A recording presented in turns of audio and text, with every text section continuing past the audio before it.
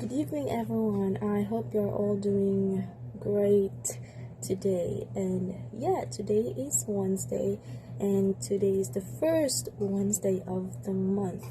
God has been so gracious to each one of us, most especially during this time. And actually, just recently, the community quarantine status for Cebu City has lifted to GCQ, which is General Community Quarantine. And of course, we still have to really be careful with our health. Yes, that's really important. And yes, welcome again to our midweek devotional. And as we start, let's sing this song.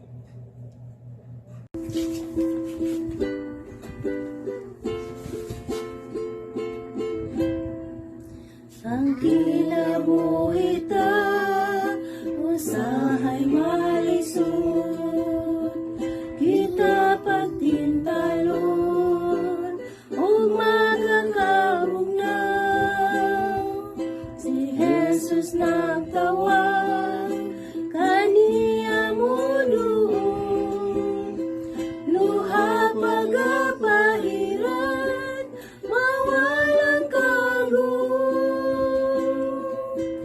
Igo na ang tanan, kung makita siya, mawalang pagsulay, kung na siya, kung magtutong kanya, mahalong kagun, hangtod makita siya, padayon ka. Usahay panangta, dulong malaay, ang kinabuhita, puno sa pagsulay, apan may usara, nasayod sa tanan, itugyan lang kang Jesus, ang imong suliran. Igo na ang tanan, kung makita siya, mawalang pagsulay, kung na siya, kung magtutog kanya, mahalong karoon, hangtod makita siya, padayon ka. May adlaw mo abot, mahanap ka mo, kay panang mo abot, sa kahimayaan, kalipay tuluyan, puro ng matahong, panaw na to matapos, kitaon si Jesus. Igo na ang tanan, kung makita siya, mawalang pagsulay, kung na siya, kung magtutong kanya, mahalang kagun, hangtod makita siya, padayon ka.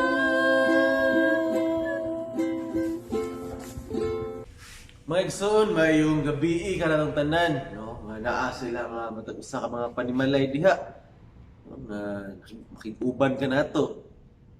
Piragi sa Facebook Live or YouTube ka no? Asa mo nakatanaw ni ini. Salamat sa higayon sa no nga gihatag sa ko nga mudala sa mensahe sa ato nga permiti o labas tanan. Tapos salamatan ng Ginoo nga sa kanunay siya nagatugot ka nato makita magalungtad pa nining nga mga taknaa. Siya nagatugot nga makapadayon ta no sa pagpaminaw, sa pagtuon, sa iya mga pulong ilabi na sa pag-alaga niya kaniya. So dalaygon kayo ang Dios ini nga mga taknaan no sa kagabion. Kung di ta magdugay mga igsoon, please ubanin ninyo ako sa pagbasa no sa ato nga pundasyon alang sa ato nga midweek prayer meeting. Sinulat kini ni Apostol Lucas sa Luke chapter 12 verse 25 down to 26. Mga pulong sa Diyos nagaingon,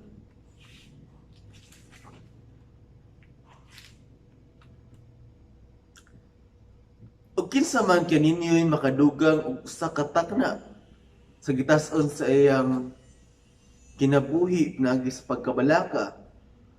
Ug kun kamo dili makahimo sa ingon kagamay butang nganong magkabalaka pa man kamo bahin sa mga butang. Ang Dios duhag panalangin no, sa mga pulong natin gisa. Before nato ni siya isa-isay na magampo sa ta, mga isa tag kaalam, no? Iyon sa Ginoo, magampo ta. Ginoong Diyos, yung dapat sa kagabion, amo ang dako ang pagpasalamat ka ni mamahan sa mga pagpadayon sa pagbukbo sa mga hanggugma, panalangin, grasya, diri ka namo.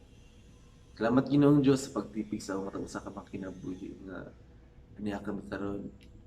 Pabilin sa kahimsog sa panglawas, nagpabilin sa kahimsog sa espiritual nga bahin, nga din pabilin kami nga aktibo sa tanang mga bulaton, nagitahas nimo sa imong mga usa ka mga kaalagan. Salamat Ginoong Diyos sa higayon, no? Kami magapadayon sa pagtus ng pulong. Upan din kami mahas sa mga pagkabuhato nga permitting, kaya kami langit ng kaalam ang matag-usa. Karon nga sa na lamang pamagin mahimo lang nga masabtan amahan ang mga pulong yung pakaon karon sa mga alagad. O Ginoong Diyos, presa pa kung kaalam nga langit nun. Karon nga sa na lamang po yung pamagin mapasabot na ako ang mga pulong ngadto sa imong mga kanakan.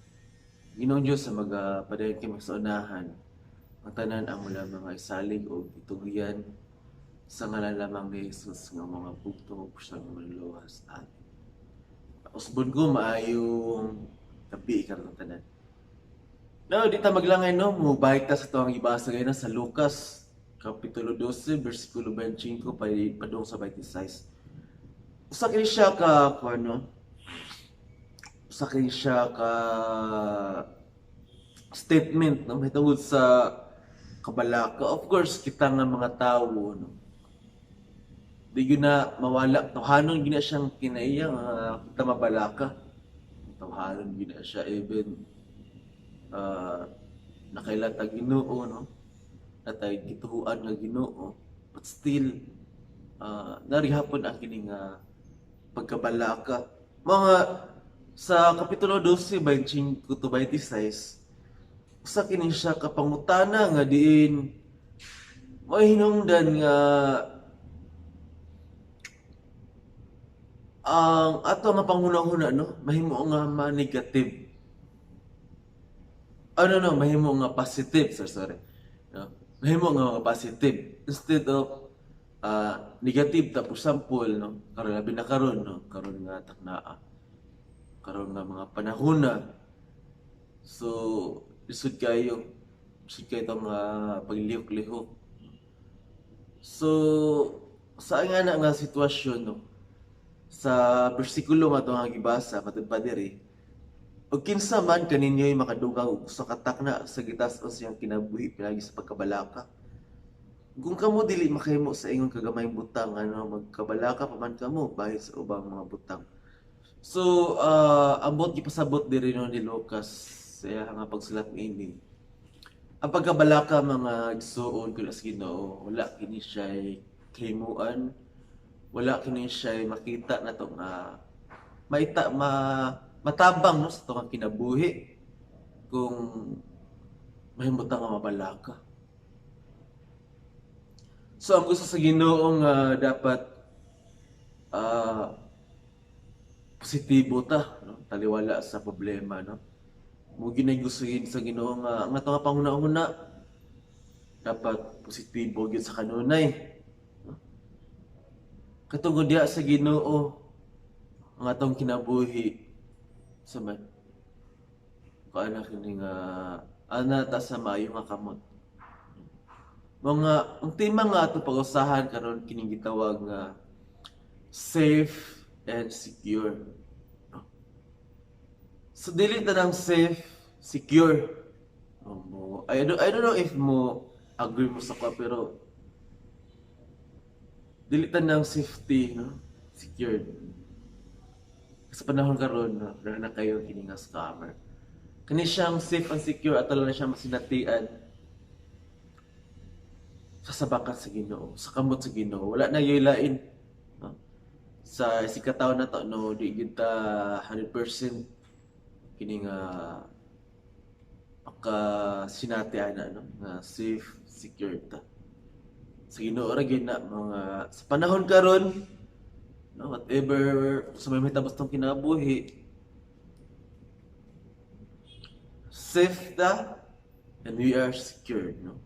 Spiritual and physical nga bahin. So, dahan kayong nasulat, no? Nasulat sa Biblia, sa mga saad sa Ginoo nga nagpamatuod nga we are safe and secure. Sama nini kini nasulat sa John, no? John 21:25.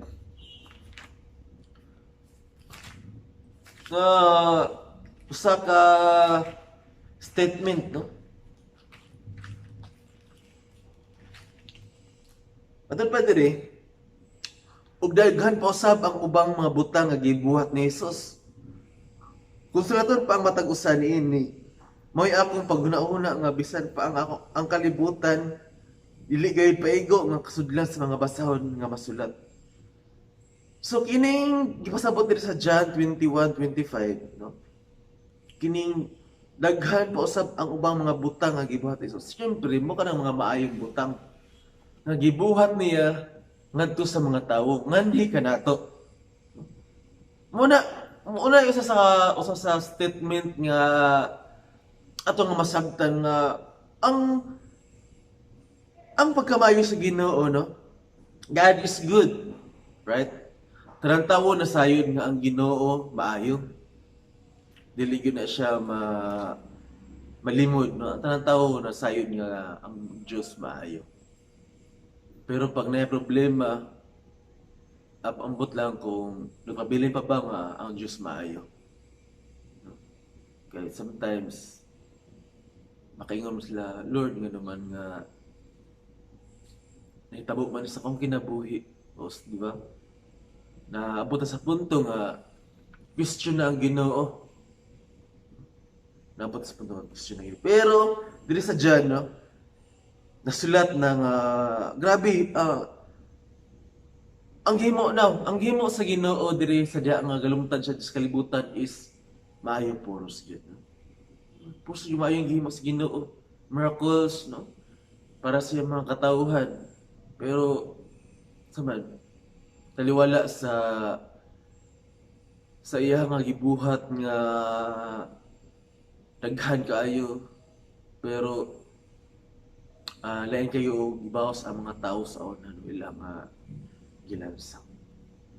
Pero I hope nga sa itong kinabuhi dili unta na siya kini nga mahitabo ko sa tuwa, no? Dili pud nga atong ilang sabat kinabang ato na noong pangutana ang Ginoo ano nga nahitabo sa itong kinabuhi.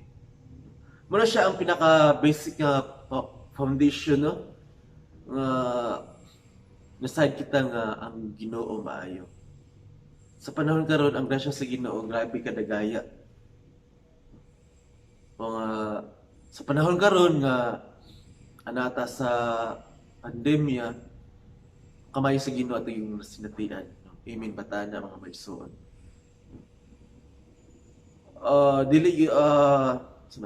Kini nga di kita makaingon nga ang Dios dili maayo sa panahon karon, no? Tungod gitugot niya ni sultihan ta mo na ina ko kayo panalangin likod niini. Sa ilang manggit sa itong kinabuhi, dili ta makasabot, no? Dili ta makasabot kung usay dagan, usay dalan nga gusto nga ato nga laktan padong sa iyang agyan, padong sa iyaha. Tinunduman no, naanay kanta sa Katolik, no? Sa una Katolik man ko. Nga, ang kanta nagaingon, dili sayon ang pagsunod kang Kristo. Daghang tunok ang dalan nga maagyan. Kanta na siya sa Katolik. Tinuod yun nga ang dalan Kristohanon dili siya sa ensayon, no? Matod pa sa Philippians 1:29, dili lang manggod nga ego lang ka nga motuo sa ngalan sa Ginoo. Kinahanglan nga maantusab kita. So mao na siya, no? Mga part sa tao nga kinabuhi, mga ato lang hinumduman, no? Mga safe and secure gid ta sa tubangan sa Ginoo, di ba? Nga ato lang ito nagingon nga safe and secure from all alarms, di ba? No? Sila siya. So, muna, yung ginakanta na to na. So, I hope ma-apply po ta na nga diin usamay nahitabo sa tong kalibutan, safe and secure. Kaya ito nga siren nga, God is good. No? Wala gibuhat ang Ginoo nga daotan alang nato. Katungod ang Ginoo. God is good. God is love. So, matagpa diri sa Romans 8:28, no, all things work together for good, no, di ba? Sana siya nga makahatag nato kini kalamdagan sa itong huna-huna na kung saan magali may tapos na kinabuhi. So, muna siya no, sa John 21:25, usa sa statement nga ang gibuhat sa Ginoo dili paigo ang kalibutan nga kasudlan kung saman kung sulaton kini kung ato nga pagabasahon, no? Dili kayo ang kalibutan kung sudlan sa mga sinulat sa pagkamay sa Ginoo. Nga na ta ka privilege, no? Nga na ta ka swerte, nga na ta ka bless. Ya sa Ginoo. Now, sunod, no? Di lang nga God is good. Ang iyang nga kita to, but anapay mas kini nga strong nga statement, no? Nga nga basa sa sinulat sa Biblia. Na makita kini sa Romans 8:31.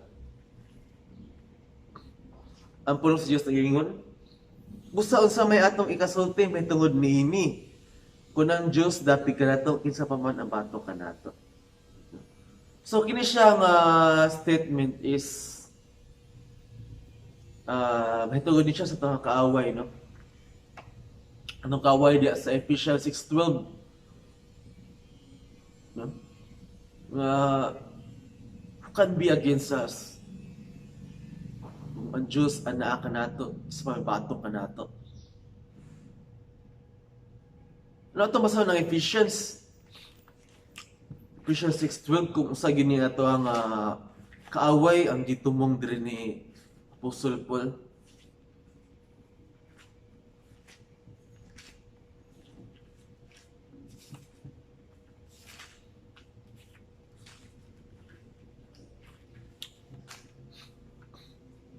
Matod pa diri, kaya nga itong makapagdumog, dili batok sa mga binuhat nga unod ug dugo, kundi batok sa mga punuan, batok sa mga kagamhanan, batok sa mga labawng agalon ining mangit-ngit nga kalibutan karon, batok sa mga daot ang espirituhanong panon diha sa mga dapit sa kalangitan. So muna siya, no?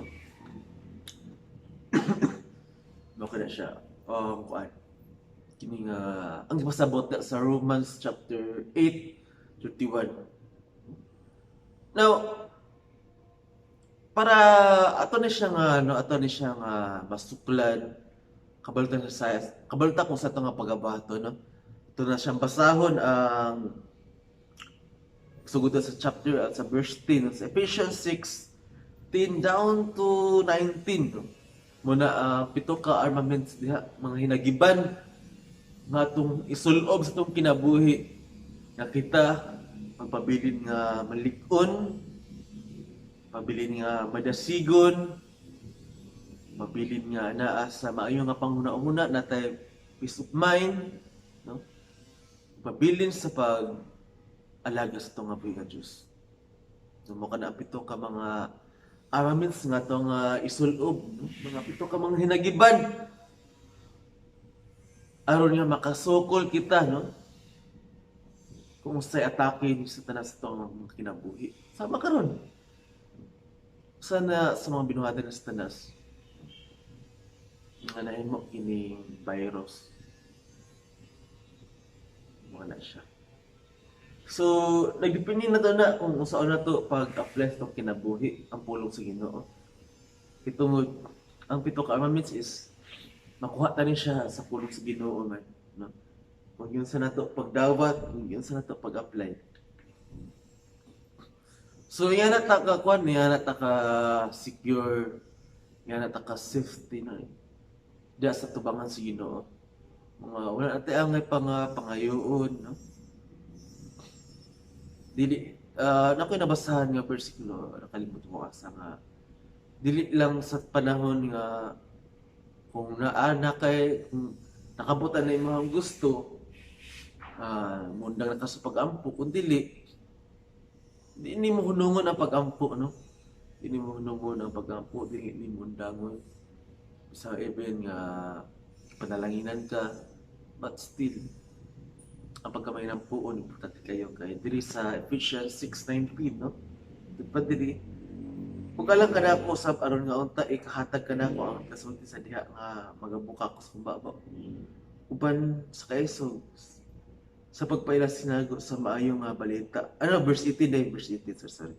Kiningon nga pag-ampo kamo sa tanang panahon pinaagi sa espiritu sa tanang pag-ampo ug pagpangamuyo alang sa maong kalabuton kinahanglan magtukaw kamo uban sa bug-os nga pagka mapadayonon og pangamuyo kanamo alang sa tanang mga balaan.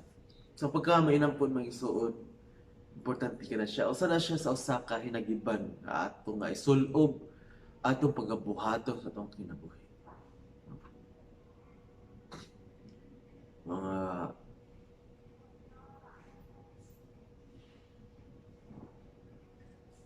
Mga yana ta ka swerte, no? Yana ta ka bless sige no. Pag yoy makapildi na to walay dapi ka na to kispa may kabatok na to, no? Nga ang buhi nga Dios mo'y nagaprotekta ka na to. The solid rock, no? Mao ang Ginoong Diyos. So, mo na siya, no?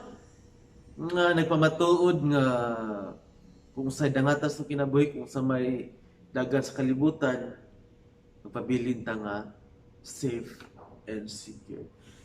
Now, the last thing is mo kining itawag nga diya sa ito nga buhi nga Diyos, all things are possible, no? To God. Versikulo nga itong kabasahon sa Mark, no?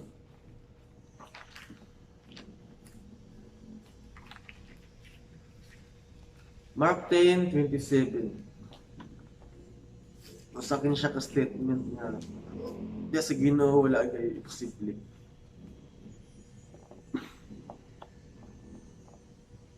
Og si Jesus misulod kanila og mingon sa mga tawo dili gayud kini mahimo apan sa Dios mahimo kini kay sa Dios mahimo man ang tanan. Sadya nga nagtuog kita sa Ginoo tanang problema nga atang gisagubang at ang tanang problema ang mga problema nga atong na sugatan, no? Wala gina imposible. Para kayo na ining kamay kina sa Ginoo. Nagdepende na siya, no? Nagdepende na siya sa mga pagtuo. No? Ingana ang buhat sa Ginoo sa kinabuhi. Ang pulong sa Ginoo mo kina siya maghatag kanato idea kung unsa ka maayo ang Ginoo, kung unsa ka siya kagamhanan, mga kung nasayod ka sa Biblia, sa pulong sa Ginoo, syempre makabalo ka kung unsa kagamhanan kung unsay mabuhat sa Ginoo sa atong kinabuhi. Now, how blessed are we, no? Usa man kita ka-blessed diya sa Ginoo. Kaya matod pa diri, all things are possible to God. So kaya tanan panalanginan, no? Literal panalanginan ta. Pero lain-lain og aspeto, no? Lain-lain og kini nga asa nga aspect itong kinabuhi panalanginan ta. Spiritual, kita nang panalanginan ni anak. Financial, material, so dili ta makingon nga suman kini nga equal, no? Equal kay syempre makita mata na di man kita na makalimot. Pero sa spiritual nga bahin, ang tanan gipanalanginan, ang tanan nakasabot.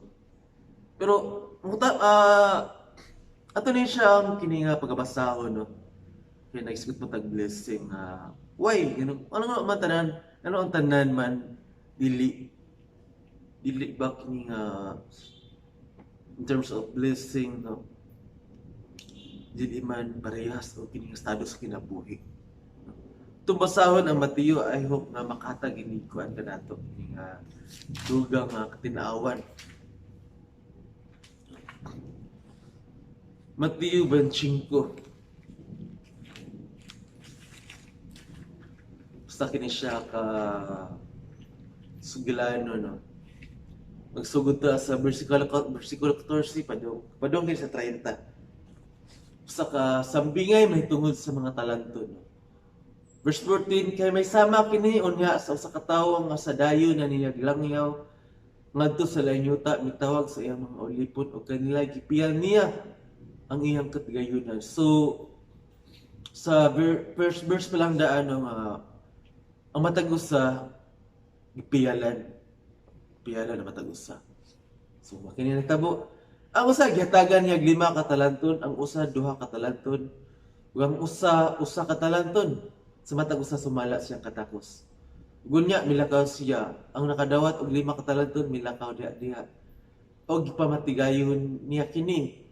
Og nakaginansya siya laing 5 ka talanton. Maingon usab ang nakadawat og 2 ka talanton, nakaginansya laing 2 ka talanton. Apan ang nakadawat og 1 ka talanton milakaw ug nagkalot sa yuta og gilubong niya ang kwarta sa iyang agalon. Ugunya tapos sa taas nga panahon miabot ang agalon atong mga ulipon og iyang yusay ang ilang hatagan kaniya. Ug nakadawat og 5 ka talanton miadto sa tubangan nga nagdala niini og ginansya nga 5 ka talanton ug miingon, "Senyor, ihatagan mo og 5 ka talanton tan-awa. Nakaginansya ako laing 5 ka talanton." Verse 21. Umiyon kaniya ang iyang agalon maayong pagkabuhat. Maayo og kasaligan nga ulipon. Sa jutay kasaligan ka di ay sa daghan pagkapialan ko ikaw. Dumuyog ka sa kalipay sa imong agalon. Usab ang nakadawat og 2 ka talanton miduol sa tubangan nga nag-ingon, "Senyor, ihatagan mo ako og 2 ka talanton tan-awa." Makaginansya ako og laing 2 ka talanton. Ug mingon kaniya ang iyang agalon maayong pagkabuhat, maayo kasaligan nga ulipon. Sa jutay kasaligan ka di ay sa daghan pagapialan ko ikaw. Lumuyog ka sa kalipay sa imong agalon. Ug usab ang nakadawat og 1 ka talanton miduol sa tubangan nga nag-ingon, "Senyor, nagkaila ko kanimo nga ikaw maway 1 ka matig-ang nga pagkatawo nga nagaani gikan sa uma diin dili ka mao nagpugas og nagahipos gikan sa dapit diin dili ikaw mao nagpapalit. Busa nahadlok ako og milakaw ako og gilubog ko sa yuta ang imong talanton, apan aniara ang imong kwarta. Apan kaniya mitubag ang iyang agalon nga nag-ingon, "Daotan og taspukan nga ulipon. Nasayod ka diay nga ako nagaan gikan sa uma, diin dili ako nga nagapugas og nagahipos. Gikan sa dapit diin dili ako ang nagapalit. Nang kinahanglan nga ang akong kwarta ay muuntang gideposito sa bangko. Ug unya sa akong hiuli madawat kunta ang akong kwarta nga mo'y tubo. Busa kuhaan ninyo ang talanton gikan kaniya ug ihatag kana sa ulipon nga may napulong ka talanton." ay matag-usa nga adunay iya paghatagan og dugang pa.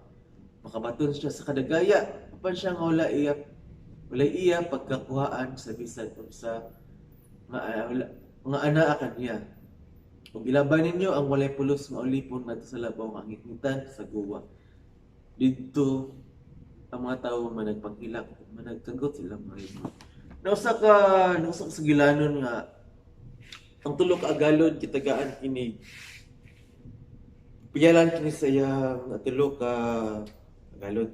Tulo ka niya, tulo ka sulugoon. Yung servants kitagaan kini ang talanton. So, mo to no? Gadipindi sa mga pagkapilian. Kitang tanan di panalanginan, no? Pero gadipindi ka na kung yung sa to na paggamit, no? Ang mga panalangin gagatan sa Ginoo. So, ang mga kauna na is makatubag anak ang ato rin yung kaugalingon. Ano yung anak ta, yan na sila, no? Kay nasalita sa Ginoo, wala posible. Mga iyan na ang dagas ng kinabuhi. All things are possible to God. Diligin natin siyang kalimod. Mga sa panalangin, kita tayong panalanginan. Ito na siya ma-question. Ito mga ginipindi man nato. Kung sa kita kamayo ka pinialan. Pero ato pasalamatan ang Ginoo makita tanan panalanginan. O wala kita, saman, wala kita nagutmi, di ba? Mara po na kini nga importante.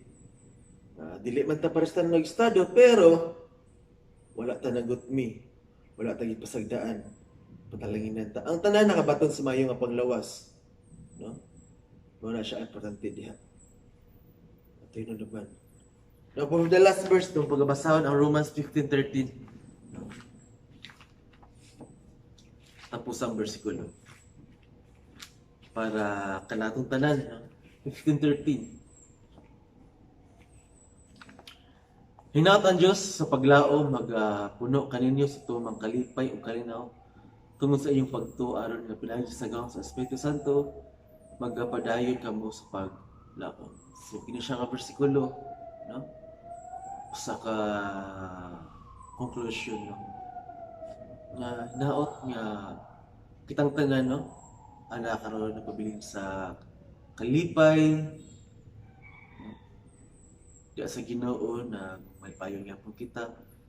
Kung kapadayon kita nga mulaong kini is ato problema nga ato ang kiatubang is mawala na kini siya, no? Di lang kita mundang sa pag-ampo sa Ginoo nga yan na kini puwa. Matid pa sa Lucas 12:25-26 na walay mabuhat ang tao nga mabuhat sa Ginoo. So, ang Ginoo rin makapawala ni, no? Tabang sa Ginoo rin nga mawala, makatabang sa taong ito. So, salamat, no? I hope nga sabdan ang mapulong at igusahan sa mupo nga higayon. So, salamat. God bless ka tanan, no? Stay safe and God bless.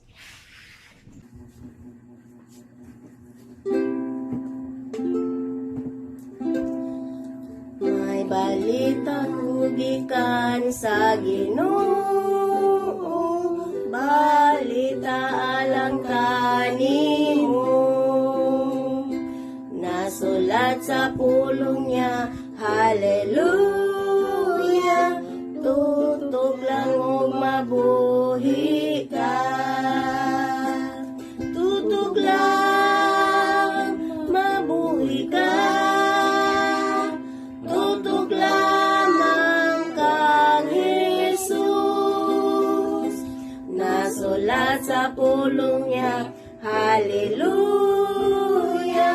tutok lang og mabuhi ka.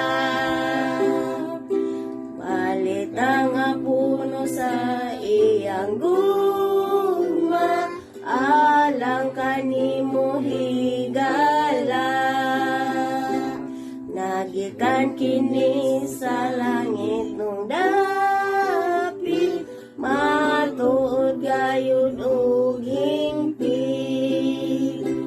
Tutok lang mabuhi ka, tutok lamang kang Jesus. Nasulat sa pulong niya, hallelujah. Tutok lang o mabuhi ka.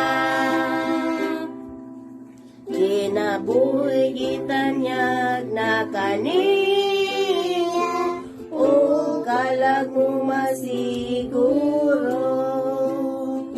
Kung magtutok ka lamang, hallelujah, kang Jesus lang maluwas ka. Tutok lang mabuhi ka, tutok lamang kang Jesus. Nasulat sa pulong niya, hallelujah. Tutok lang ug mabuhi ka. Ibalita ko na karon kanimo, si Jesus gipasaylo ko. Sa pagtuo ug pagsalig kaniya, ang kalag ko naluwas na. Tutok lang mabuhi ka, tutok lamang kang Jesus. Nasulat sa pulong niya, hallelujah. Tutok lang o mabuhi ka. Mag-amputa lang sa pagtapos ato ang prayer meeting. Ginoong Diyos, makausap pa kami mag-duol sa mga balaan na presensya sa mga balaan nga trono. Magpasalamat ka kanimo.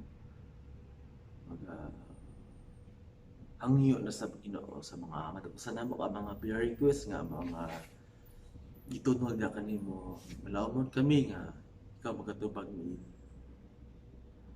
Ginoong Diyos sa magapadayon kami sa kinabuhi ng nga presente nga panahon. Mga pangayo, mga makanayon nga pag-ubad, mga makanayon nga panalangin ka namo sa pagtibig sa mga matag sa kamang kinabuhi. Sa Diyam yamahan, sa mga kinabuhi kung wala ikaw, wala ikimukan, wala ikikimi. Disable kami sa mga butang amang paghahipuon kung wala ikaw.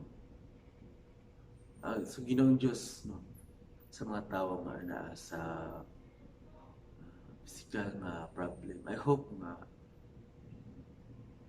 ikaw mga bless sa mga tamban nga ilang nga pagkatumaro.